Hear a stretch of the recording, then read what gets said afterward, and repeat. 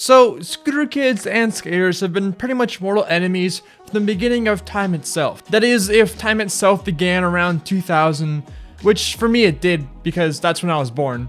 2001 if you want to be technical. And for about the past 20 years or so, scooters and skaters have been at a war over dominance at the skate park. And it's something that skaters have been winning for most of history because it is, after all, called the skate park. But I think that times might be changing for the worst. Scooter kids have now begun to deploy their own guerrilla warfare tactics on us at our own turf. And as a skateboarding content creator, I realized that I have a platform to speak out on the atrocity and the danger that these kids pose at the skate parks, and to raise awareness for all of my fellow skaters. And if you're a scooter kid watching this, then get the fuck out! The door's right there! See it? Leave! Now, I do want to say before everybody gets heated and reports this video and I get another copyright strike, not all scooter kids are bad. I'm not hating on scooter kids. But some of them are really bad. So I have spent the past few months researching scooter kids through observation, documentaries, and eyewitness accounts. I think they're really gay and they suck. All while they're in their own natural habitat. And what I discovered will shock you. So without further ado, here is a guide on some of the combat tactics used by scooter kids against skaters that you all need to watch out for. But first, a message from our sponsor. If you or a loved one have been diagnosed with scooterphilioma, you may be entitled to compensation by the law. Scooterphilioma is a rare cancer linked to scooter exposure.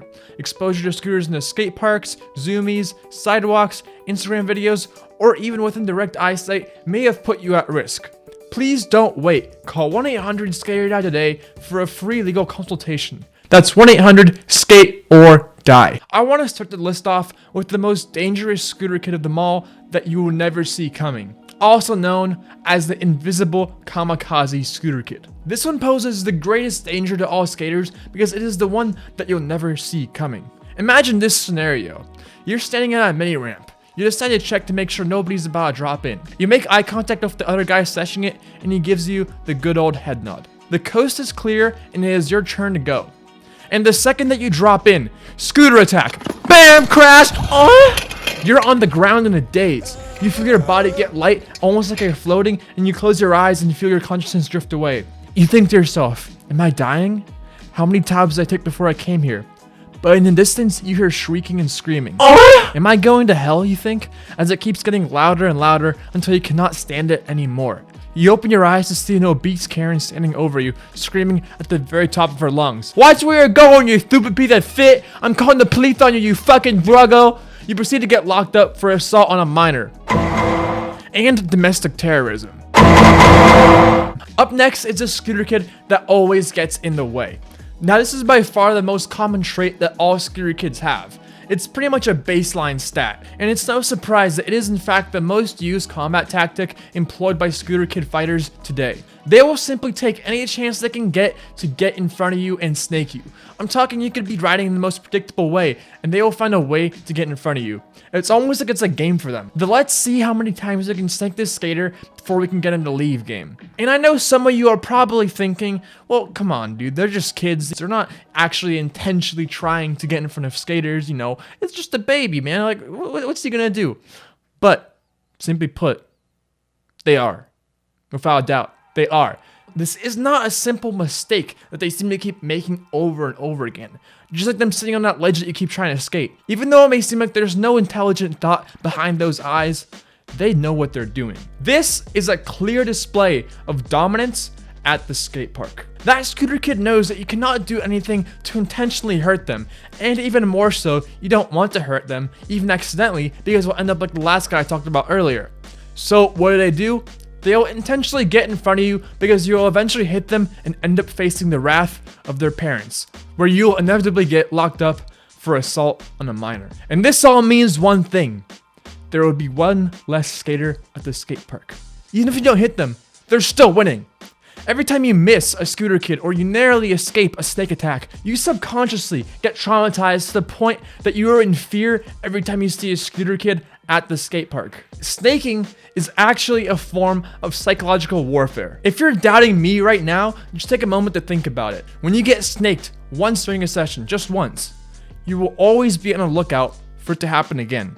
They do this intentionally, trust me, 100% intentionally. Another way that scooter kids display their dominance at the skate park is by making you furious with no way to get back at them. You could be filming the perfect line, where you've landed all your tricks perfectly, and as you're riding your board setting up to do a final trick, out of nowhere, across from the other side of the skate park, comes some scooter kid deciding to go mock Jesus to cut in front of you and ruin the perfect clip that you have spent the last 30 minutes filming. During hard times like these, us skaters can only rely on the prayer to the skate god Aaron Cairo to resist the urge to dropkick that kid to the fucking moon. But of course, despite your urge, you cannot do it. Not only because you lack the physical strength to dropkick a child to the literal moon, but also because it's a bit immoral to dropkick kids. I don't know who thought of that. And that is how snaking is the most powerful display of dominance and the most commonly used psychological warfare tactic employed by scooter kid fighters. Another clear tactic used by scooter kids is leaving a minefield of scooters across a skate park. What is worse than hitting a fat pebble at the skate park?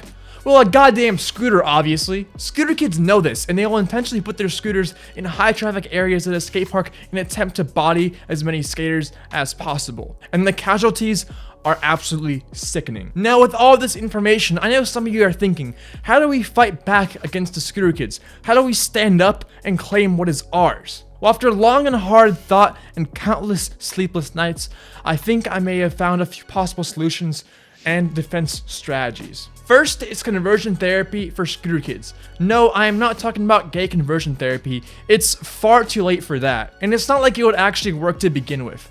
I'm talking about converting them to skateboarding. The next time that you see a scooter kid, take a look in their eyes, and you'll see that they are lost souls. They're holding onto their handlebars in fear of letting go of their past, and you can be the one to help them drop the handles and pick up the skateboard.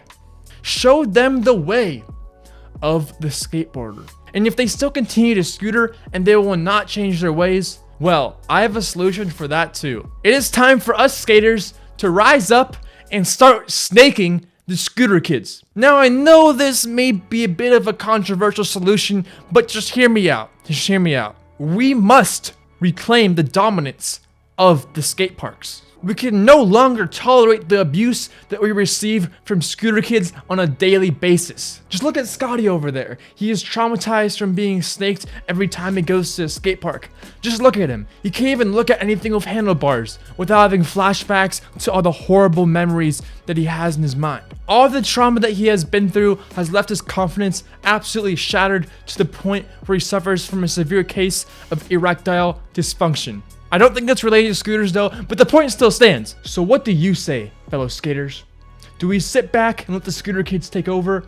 Or do we stand up for our own kind and fight for us to take back our skate parks?